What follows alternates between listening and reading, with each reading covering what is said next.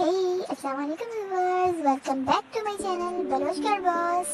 आज मैं आप लोगों के लिए भिंडी की ऐसी रेसिपी लेके आई हूँ जो झटपट बनेगा और जो ना भी खाना चाहे वो भी खाने पे मजबूर हो जाए। भिंडी को सबसे पहले फ्राई कर लेंगे।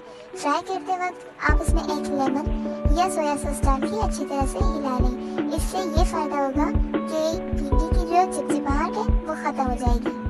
जब भिंडी का कलर चेंज हो जाए, इसकी चिपचिपाहट कम हो जाए, इस स्टेज पर आ जाए तो आप इसको निकाल लें और एक बर्तन में डाल के अलग रख लें। जो बचा हुआ ऑयल है उसे पोट में डालें। इसके अलावा अगर ऑयल की जरूरत है तो आप वो भी इसमें ऐड कर लें। और आपने अब तक मेरे चैनल को सब्सक्राइब नहीं किया तो सब्सक्राइब करें, ये बिल्कुल फ्री है।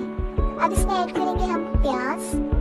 एक अदद मीडियम प्याज मैंने ली है, आधा किलो भिंडी के लिए इतना काफी है। फिर मैंने 4 मीडियम साइज के टोमेटो कट करके ऐड कर लिए। थोड़ा सा हम इनको मिक्स कर लेंगे।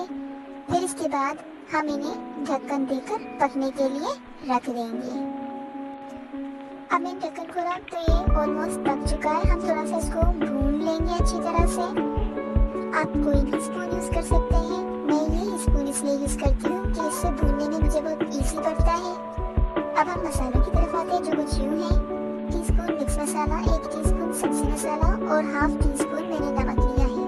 नमक या मसाला कम होने की सूरत में हम इसको बाद में ऐड कर सकते हैं। फिर मैंने 4 से 5 अदद मिर्चें ऐड कर ली हैं, जिनको काट लगा लिया था मैंने।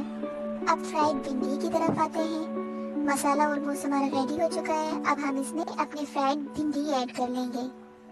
भिंडी ऐड करने के बाद थोड़ा सा हम इसको मिक्स कर लेंगे और फिर इसके बाद 2-4 मिनट हल्की आंच पर पकने के लिए रख देंगे। अब देखिए 3 मिनट हो गए हैं, हमारी भिंडी पक चुकी है। अब इसको डिश आउट करते हैं। इस रेसिपी को ज़रूर ट्राई कीजिएगा, बहुत मज़े की बनती है। बच्चे और बड़ों सबको ही पसंद आती है। अब देखिए मैंने इसको डिश आउट कर लिया है। थोड़ी सी गार्निशिंग करते हैं ताकि इसका लुक बहुत अच्छा है। मैंने कोरिएंडर लीफ लिया है। ऐड करने के बाद मैंने कुछ चिलीज कट किए वो ऐड कर ली। अब देखिए इसका लुक कितना प्यारा है।